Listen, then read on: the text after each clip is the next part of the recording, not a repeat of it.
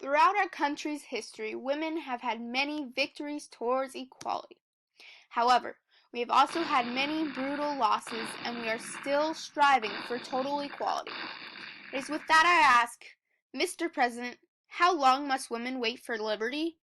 To me, being a feminist means fighting for equality, and so it is important that during this election season, we look at the candidates and how they will protect our current rights, as well as help us finish the fight for total equality.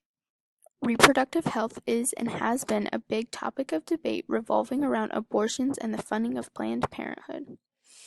People who are pro-choice believe that abortions are a woman's right and that the government should not be allowed to dictate what women choose to do with their bodies. That it is improper for the United States government or state government to tell every woman in this country the very painful and difficult choice that she has to make on that issue. On the other side, people who are pro-life believe that abortions are immoral and that unborn babies should be protected under law. Sometimes this belief derives from a religion. I recently asked a Dallas resident and mom of 3 if she thought the government had too much power. She replied, yes, on women's health issues, and I completely agree with this statement. Personally, I think this issue is more about government power instead of if abortions are moral or not. The government should not tell women what they should do with their body. It should be a personal choice. And my view has always been, this is a choice. It is not a mandate. So I don't think that we should be allowing the government to make decisions that really properly belong to the individual. Did you know 3 out of 10 women get an abortion by the age of 45? Also, 1.2 million are performed in the U.S. each year. However, many of these women have to travel out of their city or even state to get the desired care they want. This is a result of extremely restrictive laws in states such as Texas and Nebraska. All over this country, we have Republican candidates for president saying, we hate the government. Government is the enemy. When it comes to a woman having to make a very personal choice, in that case, my Republican colleagues love the government and want the government to make that choice for every woman in America. If that's not hypocrisy, I don't know what hypocrisy is. These Texas laws had hospital-like regulations for all abortion clinics that were extremely hard to meet, causing 26 out of 36 clinics to close. The laws also mandated a certain amount of appointments and counseling before an abortion could be carried out. This resulted in women having to travel out of town for several days, and many could not afford it or could not leave work. These laws prevented women from practicing their constitutional right to abortion. Fortunately, a recent Supreme Court case ruled against Texas's abortion restrictions. This was a victory for many Texas women, and we need a president who will continue the fight against other states and their abortion laws. And we are now an administration that will protect the rights of women, including their rights to reproductive health care. Another issue of debate is whether Planned Parenthood should be funded by the government.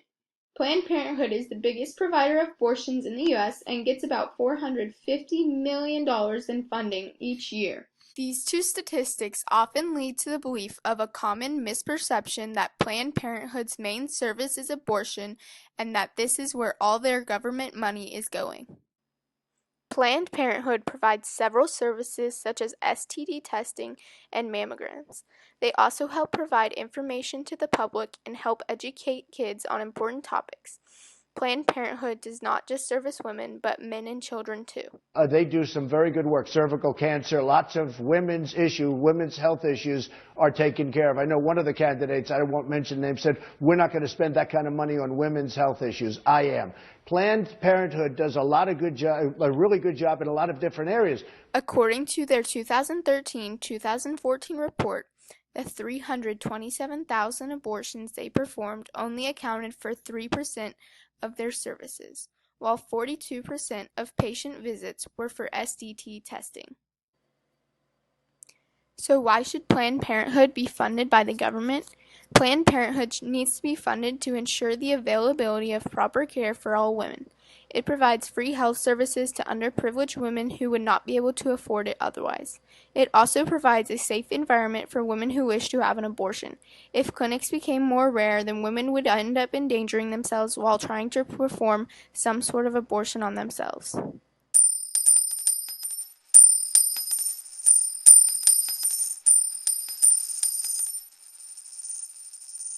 Did you know, on average, a woman earns 79 cents to every dollar a man earns for the same work?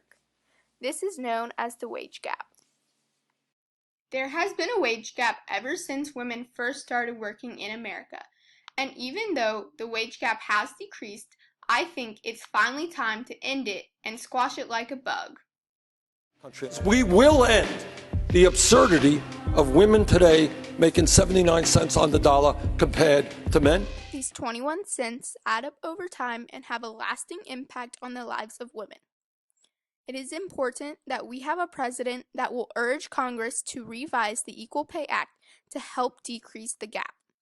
However, this is not just an American problem, but a worldwide problem. It is important for the U.S. to set a precedent for other countries to follow to help increase women's rights around the globe. These are just a few of the issues regarding women's rights. It is a long road to equality, but trust me, sister, we can do it. And now I leave you with the question we've all been wondering. Who is the best presidential candidate?